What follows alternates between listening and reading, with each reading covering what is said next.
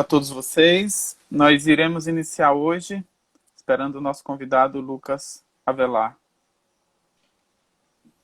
Oi, boa noite. Boa noite, Lucas. Tudo Tudo bem? bem, professor Franklin? Tudo Como certo? estão as coisas por aí? Acho que tudo bem. Na medida do Está... possível que a quarentena permite. Amém. E você, tá Bom, tudo certo?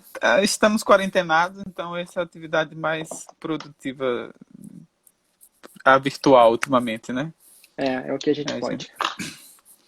Então, para os que estão nos assistindo agora, o professor Lucas Avelar, ele é graduado em História pela Universidade Federal do Rio de Janeiro e é mestrando em História também pela Unirio, não é isso mesmo, Lucas? Isso. E pela Universidade do Colorado, né? A Universidade do Colorado. Então, ele tem um trabalho sobre patrimônio, basicamente sobre o processo, o palácio, a demolição do Palácio Monroe durante os anos 60 e 70, e ele vai falar um pouco sobre essa experiência específica de pesquisa dele e que vai nos ajudar a entender um pouco da formação do Brasil, né, desse discurso nacional durante aquele período específico da história brasileira. Então a gente vai fazer o seguinte, eu vou deixar o Lucas falar e depois eu vou interferindo algumas vezes e depois eu falo.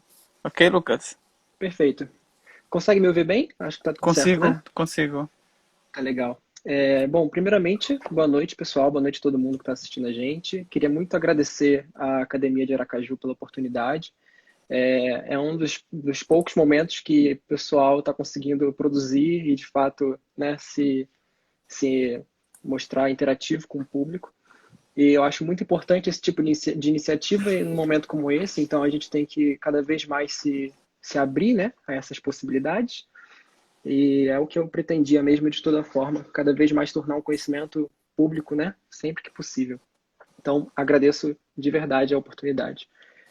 Para começar, eu acho que a gente vive um momento, né, que o mais importante sempre é tentar um pouco desmitificar essa ideia de que o passado resolve os problemas do presente. Eu acho que a gente não tem mais isso já há um bom tempo, né, na nossa produção historiográfica brasileira, global até, mas de qualquer forma a gente tem um intuito de olhar para o passado sempre que alguns questionamentos, algumas perturbações do presente nos obrigam. E por que a grande pergunta, né, do porquê olhar para o passado recente da ditadura militar, por que olhar para esse passado a partir de uma visão do patrimônio, a partir de uma visão da preservação histórica? É muito simples, né? A gente pode pensar em um exemplo tão próximo de nós, de todos nós aqui do país, que é o incêndio do Museu Nacional em 2018, né, em setembro de 2018.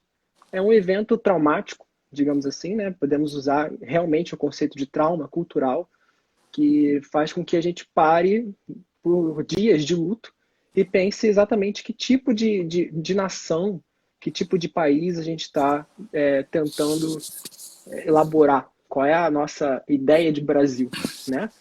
Ou brasilidade, que é o termo que eu uso bastante na pesquisa, né? Então, para começar, eu gostaria de deixar esse questionamento, né? A partir de que projeto de nação a gente permite que o Museu Nacional, que é uma das maiores instituições da América Latina, né, de preservação, de cultura, tome um incêndio desses, né, nessas proporções. Isso também faz a gente pensar também qual é o nível da preservação histórica aqui no Brasil, né? Em que medida ela é de fato preservação, em que medida ela é um discurso, quando que ela se torna uma prática, né?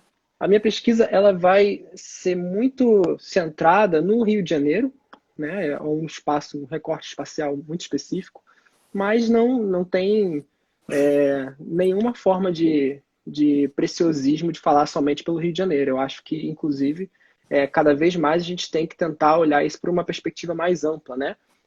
Sempre indo pelos específicos para tentar ampliar cada vez mais. É isso que a gente tem tentado fazer nas pesquisas históricas atualmente. Então, do que eu trato, né? Basicamente, existe um palácio no Rio de Janeiro chamado Palácio Monroe, né, que foi a construção de 1904 do arquiteto Francisco Marcelino de Souza Aguiar. Ele foi um arquiteto muito renomado do Brasil. Ele leva esse projeto de palácio, né, como um projeto de pavilhão para uma exposição internacional que vai acontecer lá nos Estados Unidos, em St. Louis. E essa exposição, assim como todas as outras, né, do século XIX, ela aconteceu no início do século XX já, mas elas começam a acontecer na metade do século XIX. Ela tem um intuito, né, muito burguês industrial de mostrar para toda aquela população ali, da elite intelectual, da elite letrada, que vai frequentar essas exposições, quais são as grandes maravilhas, né, da modernidade, especificamente de cada nação, de cada país. Então, cada um dos países que estão participando desses eventos leva consigo uma representação arquitetônica, né, da própria nação, mostra dentro desse prédio alguns elementos nacionais. Aqui no nosso caso a gente mostrou para expor mesmo, né, dentro do palácio, o café, produtos autóctones, enfim, tudo que pudesse representar o Brasil de alguma forma, né? E produtos comerciáveis. Então, assim, o principal dessa exposição é que ela era uma exposição burguesa, né? Fruto de um sistema que estava já quase se consolidando ali, que é um sistema completamente mercadológico e econômico. Então, é um projeto de nação que a gente leva, que tem um fundamento econômico, mas que passa por um lado mais simbólico da coisa, que é a arquitetura, né? Então, isso é muito interessante de pensar, que a gente tem um projeto de arquitetura já no início do século que tenta representar o Brasil de alguma forma para o exterior. E o Palácio Monroe, ele vai ter esse papel, essa missão diplomática, digamos assim. Ele vai ser desmontado, vai ser transportado de volta para o Rio de Janeiro, que na época era a capital federal, né? E vai ser montado aqui na Praça Cinelândia, que fica bem no centro da cidade, nosso centro histórico até hoje, né? Ele acaba montando um conjunto que estava sendo elaborado, né, naquele momento, exatamente naquele momento.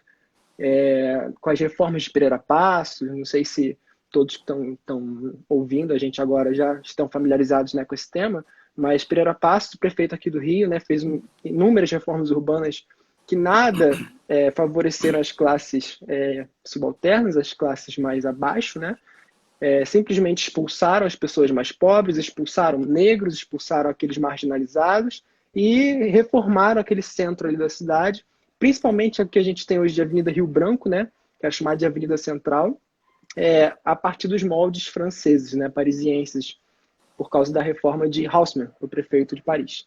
Então foi uma reforma muito violenta, né, uma interferência bruta mesmo do Estado, para fazer uma imagem de um país civilizado, moderno, dentro desse concerto das nações civilizadas. Então aí a gente já começa a pensar nessa ideia de Brasil que a gente está tentando passar a partir da arquitetura, a partir do espaço urbano, né? Então o Palácio Monroe ele vai integrar exatamente esse conjunto da Avenida Central, junto com a Biblioteca Nacional, o Teatro Municipal, a Câmara dos Vereadores, né, a futura Câmara dos Vereadores, que é o Palácio Pedro Ernesto, também fica ali na Praça Cinelândia, a própria avenida, né, ela é feita igual a Avenida Champs-Élysées, da França, um obelisco ao final da avenida, né, então todos esses elementos urbanos e arquitetônicos, eles vão integrar ali um conjunto que você vai se sentir ambientalizado, né, naquela época numa cidade europeia. Essa é a ideia. Então, existe um projeto de nação e essa é a premissa, né, que a gente parte para a pesquisa que eu fiz ao longo da graduação. Existe um projeto de nação muito bem delimitado ali no início do século XX, do qual o Palácio Monroe faz parte e ele é também um elemento representativo, né? Então, ele tem esse aspecto de representação, né? Por isso que eu vou muito para o lado de um campo de pesquisa que a gente considera na história como história cultural, né? Sempre em diálogo com a história do patrimônio, porque é pela história cultural que a gente tem essa possibilidade analítica, né, de falar das representações culturais, como cada grupo, numa sociedade, expande sua própria perspectiva de mundo, ou seja, sua própria representação do mundo, né, o que eles entendem como mundo social, para outros grupos. E essa troca de representações, elas acabam configurando o próprio mundo, o próprio universo social, né, o que a gente entende como, enfim, espaço de sociabilidade, espaço de socialização. Então a gente trata o Palácio Monroe como uma própria representação do quê? De várias coisas. Depende também de qual grupo que está falando. Né? O grupo da elite intelectual letrada, por exemplo, não é um grupo uníssono, ou seja, não tem uma voz única. Então a gente também não está falando só de classes sociais. Existem 500 grupos dentro de uma única classe, né?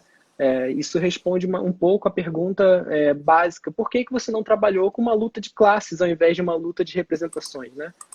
A luta de classes é um conceito marxista, um conceito muito caro à história, antiga história social, né? A antiga história das grandes estruturas, e hoje em dia é um conceito muito importante para diversas análises até hoje, mas ele não era suficiente para uma interpretação que vai partir da lógica de representações culturais, né? E não só de classes. Essa é a ideia. Enfim, basicamente o que acontece com esse palácio, ele vai se tornar a sede do Senado Federal, aqui no Rio de Janeiro, por 30 anos, pelo menos, né, a partir de 1925, se não me engano. Antes disso, ele ainda vai ter um leque de funções absurdo. Ele vai abrigar provisoriamente a Câmara dos Deputados Federais, ele vai ser palácio de festas do governo, vai receber diplomatas, reis da Bélgica, por exemplo, vieram aqui numa missão diplomática também. Enfim, um monte de coisa acontece nesse palácio, né? E depois ele vai ser adaptado para receber o Senado Federal, que vai sair de outro palácio que já estava meio caidinho. Então, ele fica 30 anos com o Senado, até que Brasília existe, né? Brasília surge como um projeto de cidade em 1960, e a gente vai ter um esvaziamento, né, simbólico, econômico, político, né, e social do Rio de Janeiro por causa da construção de Brasília, né? Aí começa a se questionar por que manter o Palácio Monroe de pé, né? Hoje em dia seria como se a gente questionasse por que manter a Biblioteca Nacional de pé, né? Ao lado do Palácio Monroe, com um estilo arquitetônico extremamente próximo ao dele, né? Um estilo chamado eclético, mas com uma prevalência do estilo renascentista francês, né? Essas colunas, né? Essa escadaria, enfim, a cúpula, tudo isso faz parte de um estilo renascentista, mas que mistura outros estilos em seu âmago, né? O próprio Palácio Monroe tinha Art Nouveau, Art Deco, né? Enfim, ele misturava um monte de coisa. O que nunca foi, a princípio, um problema, né? Tanto que ele ganhou o primeiro prêmio de melhor arquitetura que tinha na época, em 1904, lá na tal exposição de St. Louis. Então ele foi premiado como o melhor pavilhão nacional da exposição, né? E voltou para o Rio com todo esse prestígio, né? Que poderia vir a ser um Senado Federal depois. O que acontece é que a gente tem um grupo social, né? Social, cultural, especialmente aqui no Brasil, chamado modernistas, né? Os modernistas, eles têm um papel muito grande na construção do que a gente tem como instituição, né? Até hoje, que é o IPHAN. Naquela época era o SPAN, Serviço do Patrimônio Histórico e Artístico Nacional. E os modernistas, eles vão, ao longo do tempo, claro, e gradualmente, desenvolvendo uma própria noção do que eles entendem sobre o ecletismo, né? Vários deles, como o Lúcio Costa, vão ter uma opinião muito, muito grosseira, né, com o ecletismo, dizendo que não valia nada, nem artística, nem historicamente, que era um hiato na história, né, da arquitetura nacional, da história da arte nacional.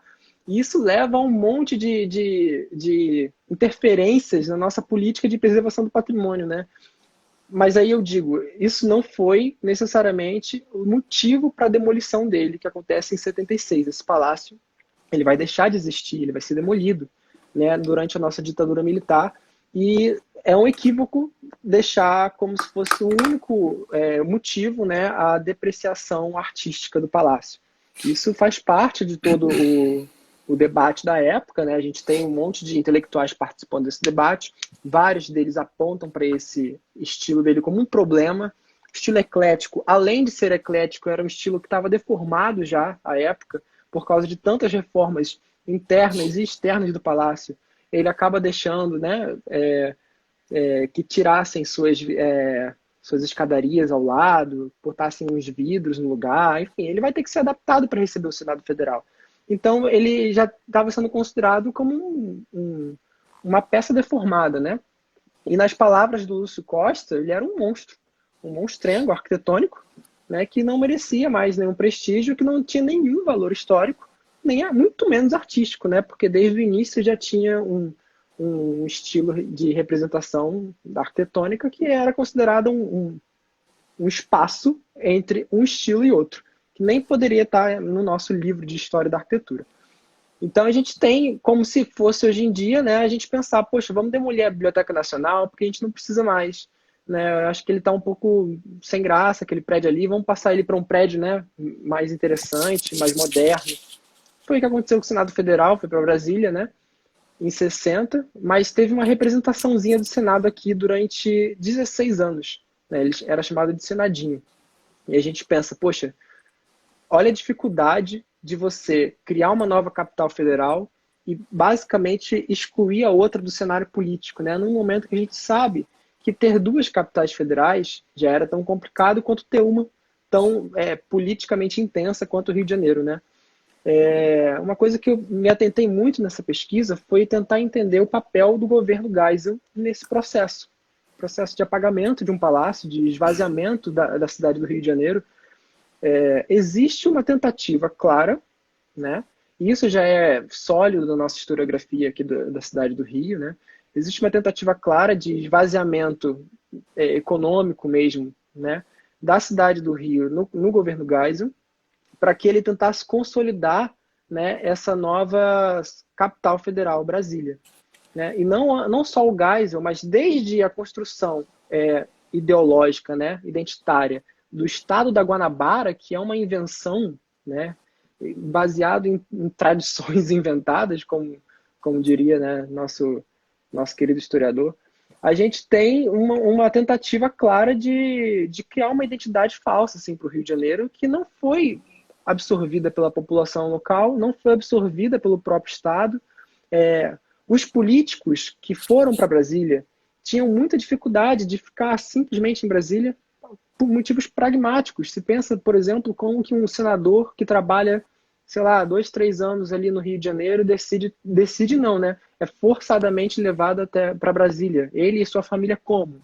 Né? Então, por vários anos, existia um Senado Federal pequeno, menor, aqui no Rio de Janeiro, e esses senadores se encontravam ali. Agora pensa, um momento de ditadura militar, de repressão, né, de violência do Estado. A gente tem um espaço de encontro desses ditadores, desses senadores, né, que na verdade já incomodavam o governo de alguma forma, né? É um governo que mantém o Congresso ali das aparências. Então, é claro que aquele espaço já estava sendo um incômodo há alguns anos já, né?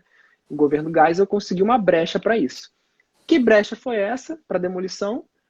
O embate absurdo de discursos, né, de narrativas sobre o valor de patrimônio desse palácio.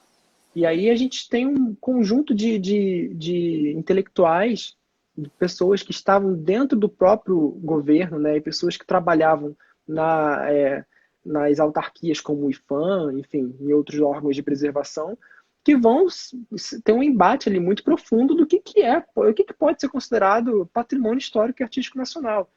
E aí a gente volta para a questão do início. Qual é o projeto de nação que vai justificar a preservação do Palácio Monroe na década de 70? Né? Qual é o projeto de nação que está vigoroso ali durante o regime militar? Eu entendo, né, isso talvez existam outras possibilidades de interpretação, eu tenho certeza que sim, mas a brasilidade ou qualquer projeto de nação, ele tem que partir de um plano econômico, né, e político, muito tanto quanto simbólico. Né? Então, eu fui, nesse momento da pesquisa, fui buscar informações sobre qual era o plano econômico, né, da época, qual era a ideia de economia, o que a gente estava como representação econômica do Brasil na época, considerando também que no século XX, no início do século XX, a representação econômica era uma específica e tinha a ver com café, né? Tinha a ver com minérios, exploração mineral, enfim, isso tudo estava num livrinho do próprio arquiteto descrevendo o solo brasileiro, onde tinha espaço para investimento do capital estrangeiro. Então era todo um projeto econômico mesmo, né?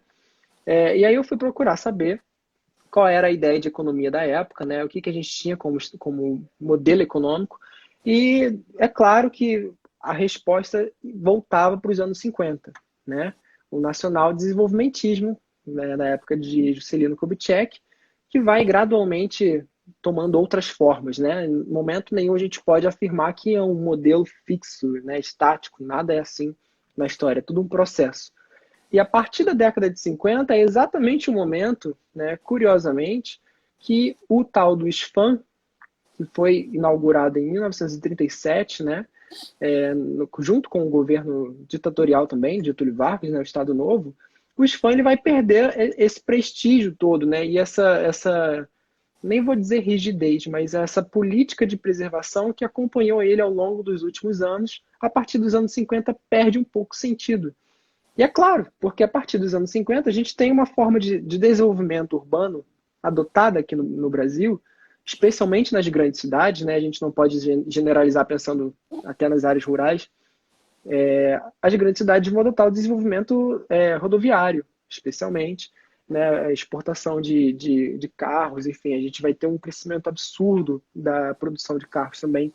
Então a gente vai ter uma outra ideia urbana para o Rio de Janeiro, né, que é o caso de estudo aqui, mas com certeza isso se aplica a outras cidades, e isso não vai ter muita concordância com a forma de preservação que vinha sendo adotada pelos fãs até o momento. Né? Como que a gente vai preservar lugares, né, cidades inteiras, inclusive se foi preservado um monte de cidade em Minas Gerais que representavam o barroco brasileiro, enfim, a identidade nacional brasileira, né?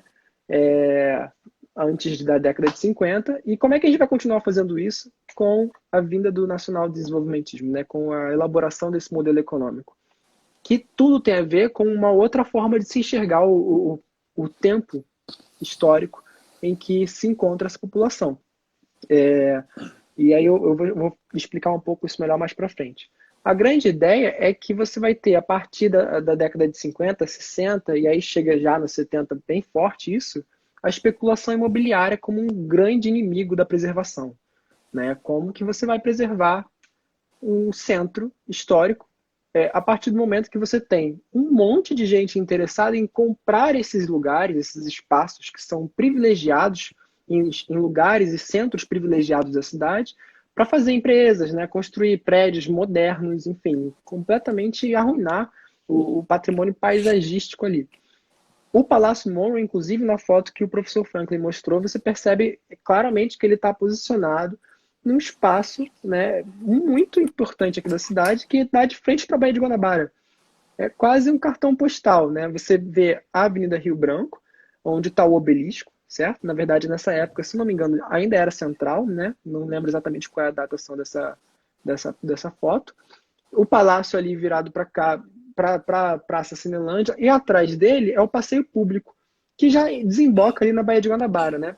Então, é uma ambientação completamente valorizada pela especulação imobiliária, principalmente no momento de crescimento de espaços como a Barra da Tijuca, né, que é um novo ideário urbano para o Rio de Janeiro. Ela vai trazer, a Barra da Tijuca vai trazer na década de 60 uma ideia de cidade futurística, né, cidade moderna, cidade que nada tem a ver com o passado, nada tem a ver com as tradições arquitetônicas. Né? Ela vai pensar muito mais a partir do viés modernista, né, modernizante. Lúcio Costa, inclusive, vai projetar Brasília, né? A mesma pessoa que ajuda, que contribui no projeto da Barra da Tijuca. Né? Então, é a mesma perspectiva, né, para as duas cidades. Cidade não, porque Barra da Tijuca não é uma cidade, mas é um ideário urbano que parte do mesmo princípio.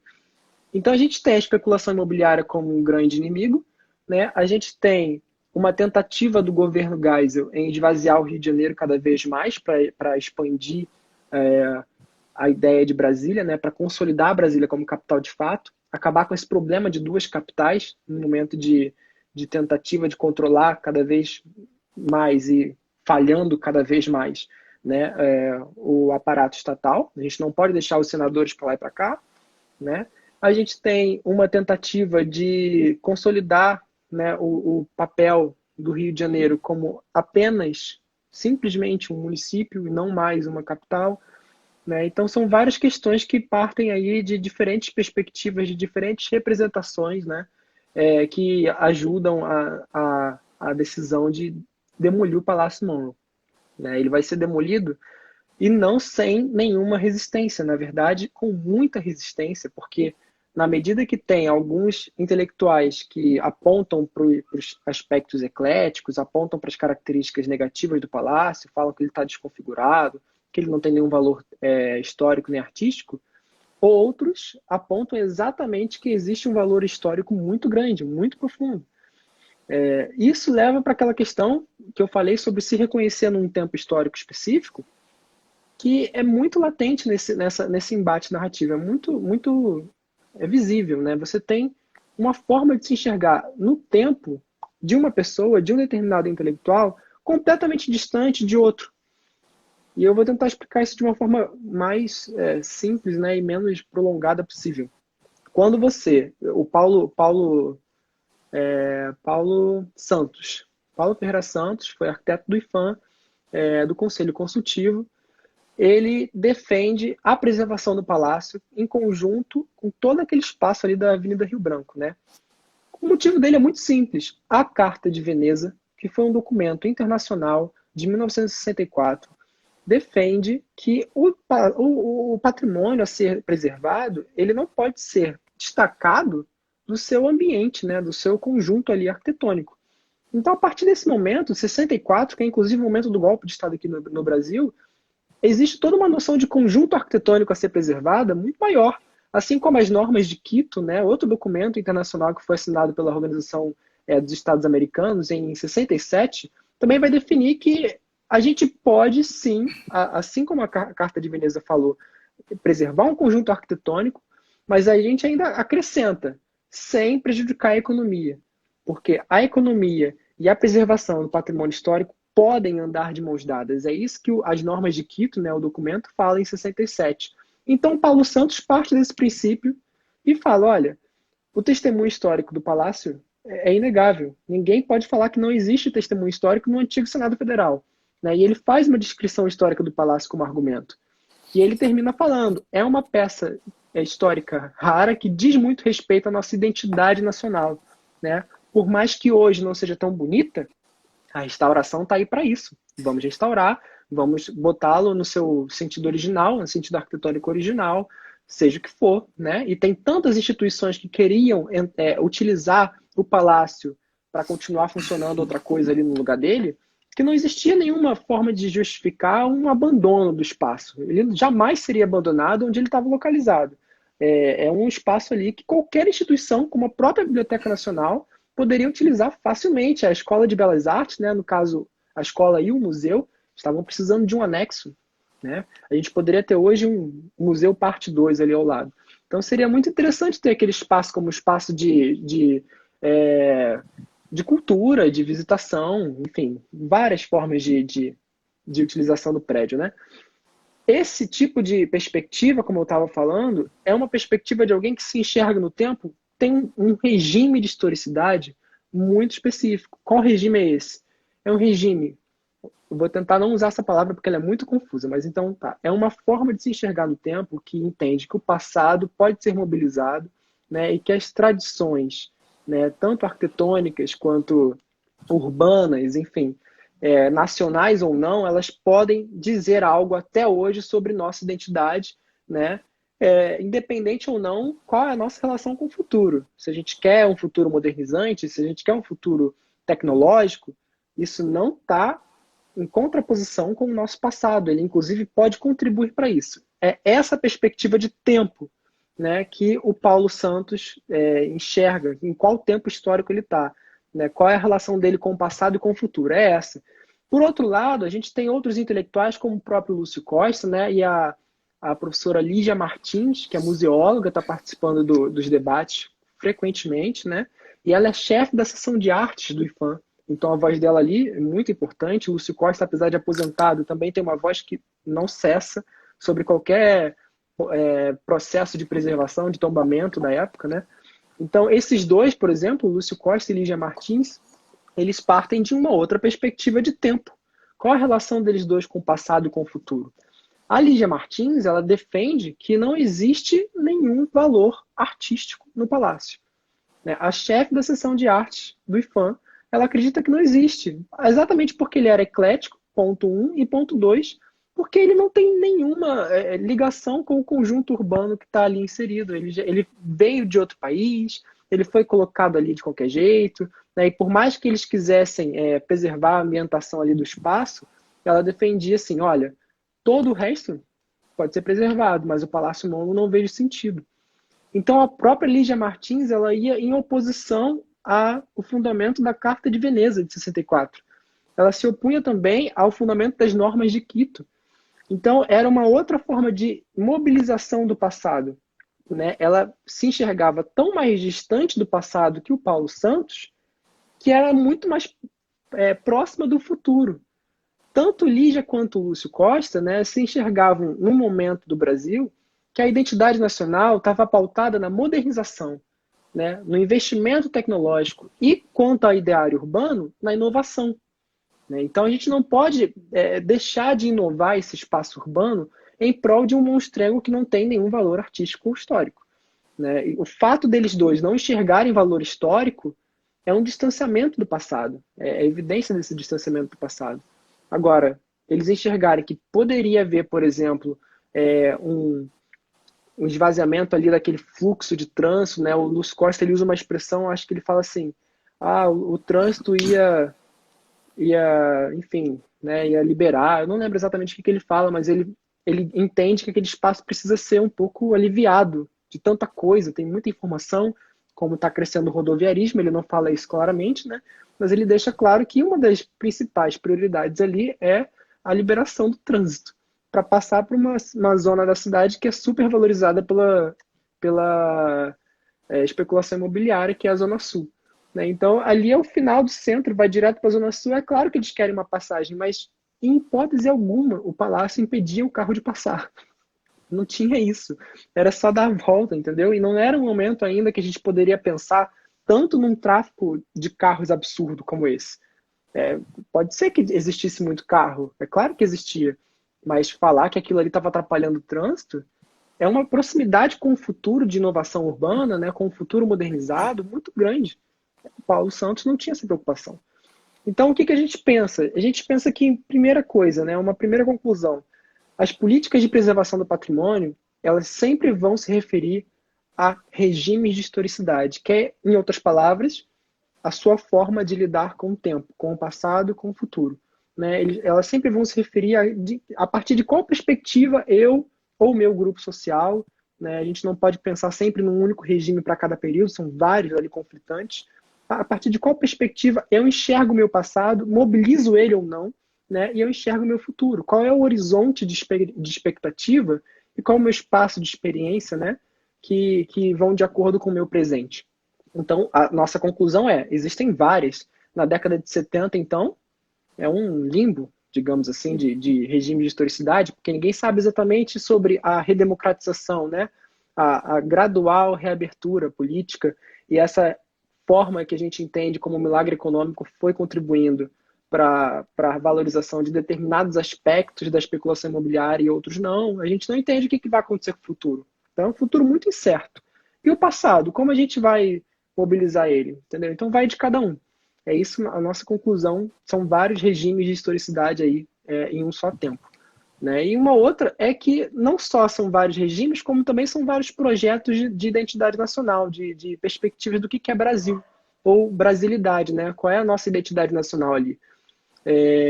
Eu não sei se é possível dizer que existia uma única forma de se entender o Brasil, né? Um único projeto de nação vencedor na ditadura militar. Eu acho, inclusive, um pouco prepotente a gente tentar definir um projeto de nação de uma época, né? Eu acho isso meio surreal. O que a gente pode tentar fazer é entender quais são os projetos que norteiam as políticas de preservação, que norteiam as políticas públicas, né? Que vão, enfim, dar algum sentido para a relação Estado-população. Né? Eu fico pensando, por exemplo, na década de 60, a remoção de diversas favelas, né? Diversas comunidades que tem aqui no Rio de Janeiro, remoções brutais, violentas, que causam trauma, né? Algum tipo, algum conceito de trauma que a gente ainda, não, eu pelo menos não tenho muita certeza de qual seria, mas causa algum trauma coletivo, né? Porque essas remoções vão ser tão brutais que expulsam não só uma população, como toda uma cultura, né? Essa cultura não pertence a esse espaço urbano. Vamos criar outro espaço para eles. Dou o exemplo da favela da Catacumba. Eu não lembro exatamente o nome, talvez seja 69, posso estar enganado, que ela foi removida e a população foi meio que transferida, né, assim, para um conjunto habitacional da Vila da Penha e da Tijuca também, se não me engano, enfim. Eu, pelo menos, fiz parte de um trabalho que a gente entrevistou alguns ex-moradores da favela da Catacumba, né, uma história oral, e a gente percebeu que, enfim, a remoção foi em níveis brutais com alguns e com outros não. Não dá para se dizer tanto geralmente, né, de forma geral, que todo mundo sofreu. Teve gente que gostou, teve gente que não gostou, mas que uma coisa certa não partiu da vontade da população, né? Então a gente com certeza pode concluir que se fosse por eles, eles continuavam ali. A maioria trabalhava na Lagoa, né, que é um bairro da Zona Sul muito mais próximo de onde ficava localizada a favela. Vila da Penha, para quem não é do Rio, não fica nem perto, né? Nem condição de dizer o quão longe é da Lagoa, é muito longe mesmo. E naquela época já não era tão evidente assim quais eram as formas de transporte público, né? Para você sair de uma zona da cidade para ir para outra, trabalhar em empregos provavelmente não formais. Então, enfim, o que eu quero dizer é existe uma política, né, de interferência no espaço urbano por parte do Estado autoritário brasileiro, que vem desde a década de 60, da década de 50, desculpa, com o desenvolvimentismo, né, mas que com o autoritarismo, né, explícito da nossa ditadura militar, ele vai ter uma interferência muito maior, porque eles vão querer, a partir daquela ideia de obras faraônicas, né, de mostrar o nosso poderio econômico, a construção do metrô do Rio de Janeiro é nesse momento, a ponte Rio-Niterói vai ser construída nesse momento, enfim, estou falando de exemplos daqui do Rio mesmo, né? Essas grandes obras são produto de uma vaidade econômica que não era verdade, né? Esse tal milagre econômico foi só um grande endividamento do capital estrangeiro. Então, no fim das contas, o que a gente pretendia, a gente não no caso, né? Mas os agentes do Estado autoritário pretendiam nessas renovações, nessas transformações urbanas, eram elaborar um projeto de nação. Agora, se a gente pode ou não pode dizer qual exatamente era esse projeto, isso talvez a gente, enfim, passe alguns anos aí tentando responder, né, por mais estudos que existam sobre o momento. A gente tem certeza que para cada cidade, para cada região brasileira, esse projeto ou os projetos em disputa, né, vão se manifestar de determinada maneira. Eu tenho certeza que o projeto que perdeu aqui a disputa narrativa no Rio de Janeiro com a demolição do Palácio Monroe, provavelmente foi vencedor em outra região, né? Então, essa disputa ela não vai ser necessariamente um acerto de contas. A gente não pode virar e falar, com certeza o projeto de nação da ditadura militar é esse. Porque a gente não tem essa perspectiva tão ampliada de todas as regiões do Brasil, de todos os espaços, nos quais se interfere diretamente no espaço urbano e qual é o resultado, qual é o produto dessas políticas de preservação, né? Enfim, eu não sei nem quanto tempo eu já estou falando, porque eu já me perdi um pouco no Temos horário. 40 minutos. Estamos a 40. Já tem Então, 40 minutos. se você quiser falar alguma coisa, professor, fica à vontade. Tá? Eu acho Tá, que eu falei o máximo de coisas que eu lembrava aqui. tá, tudo bem. Eu acho que você tem razão do ponto de vista da ideia de projeto de nação. Por outro lado, a criação do IFAM, inicialmente, até tinha feito um paralelo aqui, a criação do IFAM representou esse momento no qual o passado brasileiro tomou uma forma muito significativa como um lugar de construção da narrativa através da memória e da preservação da cultura brasileira. E Uhum. a sua relação com os internacionalismos, ou seja, de que maneira a relação entre a memória nacional e o patrimônio nacional estabelece uma ideia de civilização e se relaciona do ponto de vista internacional. Nós temos um problema entre nacionalismo e internacionalismo e também temos um problema de desenvolvimento. seja, como a gente incorpora o passado no processo de desenvolvimento. Você citou Lúcio Costa, que é um dos caras que estão envolvidos na própria criação do IFAM, né? Ou seja, o Uhum. IFAM vive com o Lúcio, então ele tem um poder muito importante, né? Ou seja, ele é ouvido com bastante cuidado, não é, para pensar a questão das cidades, porque o Brasília se tornou um espaço vencedor nesse sentido, né?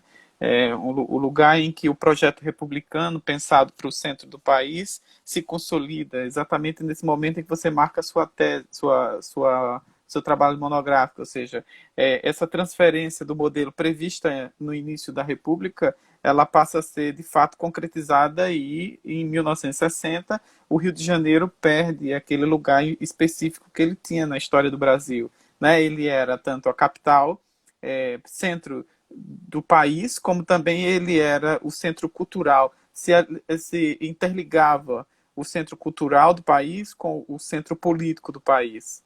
Né? Então, o Rio de Janeiro era, em tese, podia se comportar como a síntese do território brasileiro. Então, a modernização naquele território, no início do século, era um espelho, diria assim, do ponto de vista da civilização e da modernização do Brasil. Sim. Né? Então, ou seja, 1920, mas veja, 1920, o ecletismo, quer dizer, o ecletismo dentro do projeto de Hausmann, não, de Pereira Passos, né? Isso, Pereira Passos. O ecletismo nessas reformas, inclusive no, no, em Paris, ele se encaixa perfeitamente dentro desse modelo, né? E nos anos 20 o Brasil se torna um grande consumidor da modernidade, do que teria de mais belo no que ele denominarão mais tarde de Belle Époque. Eu tenho um trecho de um governador daqui que foi de 37 a 41 ele retorna e ele diz a um arquiteto que era estrangeiro, que estava aqui, na verdade, ele diz assim: considerando que foi ele, na consagração unânime da opinião popular, o renovador da cidade de Aracaju. Estou fazendo só um contraponto para você entender. Uhum. Afastando pela implantação da sua arte na paisagem urbana a monotonia passadista dos nossos motivos arquitetônicos. Em 1941 ele estava chamando tudo que era eclético de monotonia passadista. Olha só. Que era então nós temos dois momentos: nacionalista e demolidores, né? Vamos Uhum. pensar assim, na década de 30, não vou dizer 1900 e alguma coisa, mas na década de 30, por exemplo, o Mosteiro de São Bento em Salvador ia ser demolido, entende? E a matriz de Salvador foi demolida. E foi Sim. demolida para uma linha de bonde que nunca se manteve, depois estacionamento e tudo, dentro do Pelourinho. Hoje você tem ruínas escavadas lá, quem chega no Pelourinho. Então você consegue perceber que havia uma tentativa do IFAM de construir de identificar o que era nacional dentro da arte e do patrimônio. Então eles resgatam o barroco como uma experiência e começam a negar outras experiências de arquitetônicas e construtivas no Brasil. Nos anos 60, 70, parece que com os governos autoritários, ainda não uma ditadura, né, em 60, mas governos autoritários, esses governos autoritários se estenderão até os anos 70 como ditadura, e o IFAM, inclusive nesse período, começa a tomar nova forma, porque o IFAM só vai se tornar IFAM mesmo nos anos 90.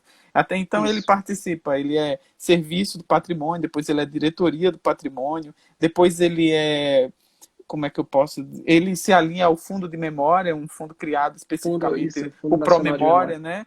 Aham. Que unifica em 79, nesse período mesmo que você está trabalhando, e nos anos 90, basicamente em 1990, isso tudo acaba e é colocado o IFAM. E de pensar que ele nasce ligado ao Ministério da Educação, Isso. né? Aí depois é que ele vai para o Ministério da Da cultura. cultura.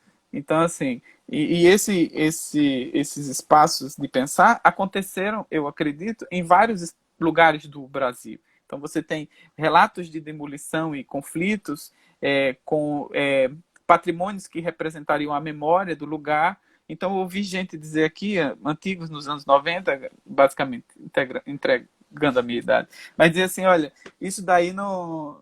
isso daí não é arte, não. Pode demolir. Isso era um prédio eclético lindo, entende? No meio da cidade, pouco do patrimônio do século, mas não tem 100 anos, então não é nem algo importante. E se garantia a sua renovação, o discurso era basicamente o mesmo que você está Sim, colocando, tá? exatamente. Então, nós temos duas questões.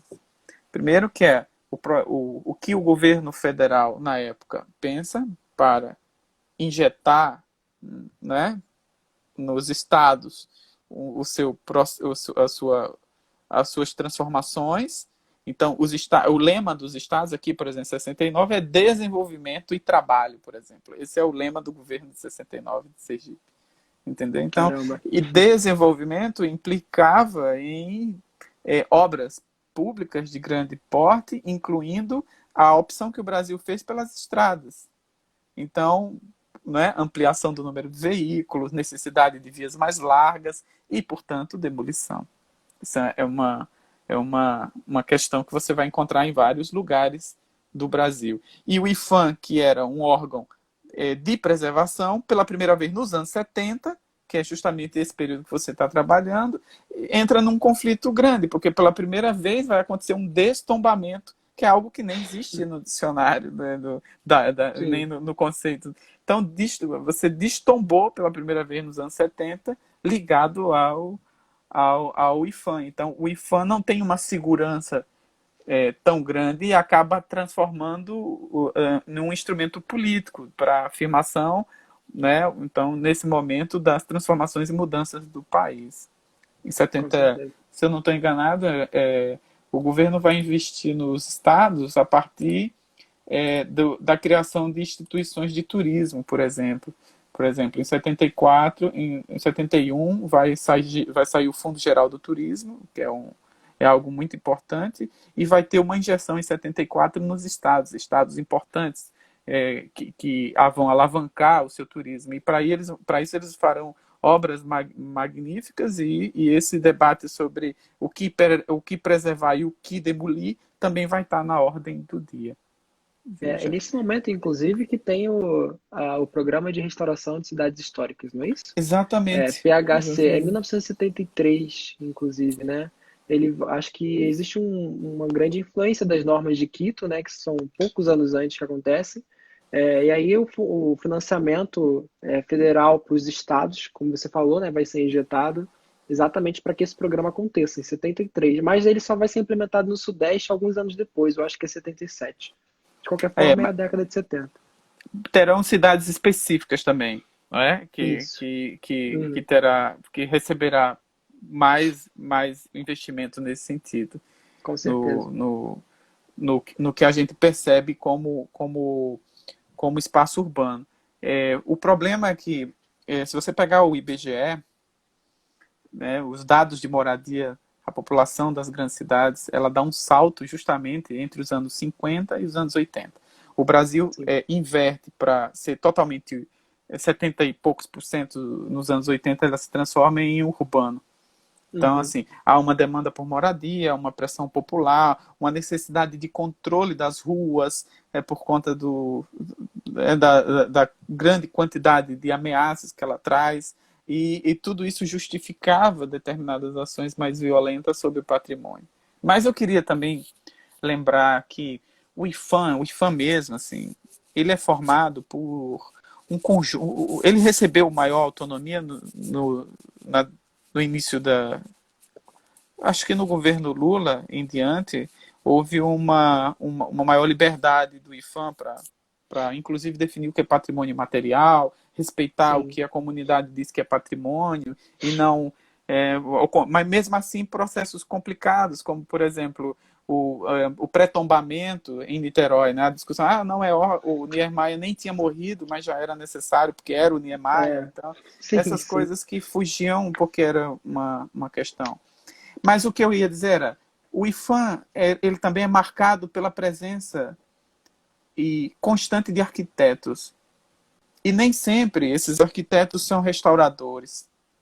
Tá? É. Né? Então, assim, eu acho que a maioria dos IPHANs tem mais arquiteto que outros profissionais. Então, se você perguntar sobre historiadores no IFAM, sobre arqueólogos no IFAM, que são necessários e tal, eles são menores em relação ao número de arquitetos no IFAM. Então, a palavra do arquiteto parece que se tornou importante. E a depender do ponto de vista que ele encare dentro desse debate, as questões estão dadas aí, do que é necessário, do que não é, do que é possível, do que não é trabalhar. Não é isso mesmo? Isso mesmo. Aliás, a presença de arquitetos no IFAM, ela sempre foi considerada muito essencial, muito mais do que, né, pessoas que trabalham em outras áreas, né? O IFAM surge com uma leva de pessoas que trabalhavam em consonância com o Instituto dos Arquitetos do Brasil, tem o Clube de Engenharia também, né? Sempre esteve ali presente no sentido de oferecer talvez assim sugestões, né, para preservação e para o tombamento. Inclusive o próprio processo número 860, né, T72, que é esse da Avenida Rio Branco, do Palácio Novo, ele foi sugerido pelo Clube de Engenharia. Né? Então, acho que os engenheiros também têm um papel fundamental, né? Mesmo que eles não estejam presentes nos quadros de funcionários exatamente assim como na mesma quantidade que os arquitetos, mas os arquitetos com certeza são os protagonistas, né, do IFAM.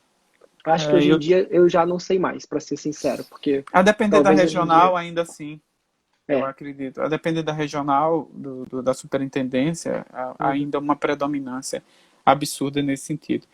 A grande questão é que o que eu estava vendo sobre esse período é que entre os anos 70, esses investimentos do Fundo de Turismo e do governo, entre os anos 70 e os anos 80, o modelo turístico adotado pelo Brasil era de caráter mais centralizado e com intervencionismo de Estado. Né? Então, você vai ter, por exemplo, cada Estado preocupado no seu desenvolvimento. Daí, por uhum, exemplo, cidades como Salvador vai investir no Pelourinho, um processo começa aí, termina, vai para os anos 90, né? São Luís do Maranhão, né, com o seu tombamento, Olinda, de certa maneira, ressurge forte, né? E cidades históricas que vão vender o passado como expressão da sua identidade local e aí investe no patrimônio específico, né, desses grandes centros em detrimento de outros em outros lugares da cidade. E, claro. e isso, Seu cartão isso postal, né? exatamente, e justifica muitas das formas de intervenção. Eu Uhum. acho que o debate ainda renderia mais um bom tempo. Com certeza. Dá para fazer uma live aí de 5 horas. Nós temos 5 minutos agora para concluirmos essas nossas divagações. Acho que ninguém perguntou, as pessoas estão Eu não dizendo tô que é uma vendo. riqueza de informações, história, Deus está dizendo. Jane está dando os parabéns, Edênio também está acenando aqui, junto com Péricles, da Academia de Letras. Tem muita gente do Rio de Janeiro, eu estou vendo aqui. Né? Então, nós estamos. Eu quero agradecer primeiramente, Lucas, porque o seu trabalho ele é muito interessante e envolve um problema que há muito no Brasil precisa discutir, que é o problema da memória. É Né? verdade. E quando a gente fala em patrimônio histórico, a gente está falando em memória. E esses conflitos de memória, né, eles esbarram em representações que o passado às vezes toma um sentido bastante significativo para as ações, né, políticas e tudo. Então, Com por certeza. exemplo, hoje um patrimônio como esse, pensa, as próprias ruínas desse prédio, né, mas elas não existem, né, mas as próprias ruínas, hoje nós temos uma política, parece que a demolição ou pelo menos o sucateamento, vou citar uma frase do Michel Sertot, tá? A beleza do morto. Quer dizer, eu acho que a gente É, espera essa morte para poder ver beleza exatamente naquilo que não existe mais, né? A gente isso dá é sentido às muito coisas. a retórica da perda também, né? José Gonçalves. E é uma ideia de que a gente está sempre num risco iminente de perder o nosso patrimônio, né? Aquilo que vai ser preservado, então por isso que precisa ser preservado. né? Mas, enfim, nem nesse caso, pelo menos, a retórica da perda não funcionou. Eu acho que cada estado, nesse sentido, ao construir sua narrativa de, de nobre, né, sobre seu patrimônio, acabou por recorrer ao passado como expressão da sua identidade. Eu acho que o patrimônio acabou que por hora ficou muito importante nesses estados, não é? Por isso que a Uhum. nossa discussão, eu acho que atinge outros estados, assim, tranquilamente, porque eu acho que conseguem ver isso que você Fácil. postou lá na sua história pessoal, né? Em cada cidade, especificamente. Sim, facilmente. Então, Lucas, quer fazer as considerações finais? Temos 3 minutos. Ah, bom, nossa, 3 minutos ainda. Só falou ali É, que você não pode deixar.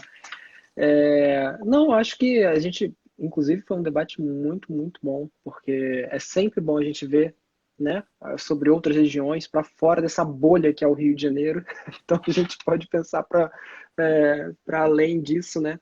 E eu tava, como eu falei para você, eu estava mais ansioso para ouvir, né, o que você tem como contribuição e como contraponto do que para falar. Mas eu acho que a gente pode pensar também, né, nessa questão da memória, como que a população recebeu, né, esse processo de demolição. A gente tem no lugar do palácio hoje, para quem não sabe, quem não é no Rio, é uma praça vazia, né, com um chafariz no meio que ele veio de outros lugares e foi tapando buracos assim no Rio de Janeiro na medida que as coisas foram sendo demolidas, né? Saiu da Praça da Bandeira, foi para a Praça 15, tapar um buraco e depois foi para lá para tapar outro. O nome da praça é Mahatma Gandhi, nada a ver com nada, colocaram uma estátua do Gandhi ali também. Não sei exatamente quando que foi colocado, mas o mais interessante é que por baixo da praça existe um estacionamento subterrâneo, né, que nos processos de tombamento, né, nas fontes, quando você vai observar, existe um grande apelo para que não se deixasse ser construído nada no lugar do palácio, pelo menos em respeito, né, ao ambiente, né, à paisagem, ao patrimônio paisagístico, que não se construísse nada ali. Né? E eles falaram, não, pode ficar tranquilo, porque a ideia de um estacionamento ali é doideira, ninguém vai fazer nada desse tipo. Foi feito por baixo, né? Então, assim, quem vê tá tudo bem, mas o estacionamento é muito grande e rende muito. Então, para mim, isso é um sintoma do vencimento, né? Da vitória da especulação imobiliária nesse sentido, né? Eles exatamente. venceram certamente. Bom, 1 minuto. Eu agradeço a sua participação, agradeço a todos que na noite de hoje acompanharam essa live, uma live de 1 hora certinha. Lucas, olha, foi muito bom falar contigo, viu? Obrigado, professor. Valeu Olha, pela fique em casa, oportunidade. cuide-se, porque os Você tempos, também. né, precisamos do seu trabalho muitos dias, muitas vezes ainda. Bom trabalho de pesquisa no mestrado, tá? Obrigado, E, muito obrigado. e aí nós queremos que você volte outras vezes também, se for possível. Por favor, estou sempre à disposição. Tá Um bom? abraço. Tchau, tchau, gente. Obrigado. Valeu.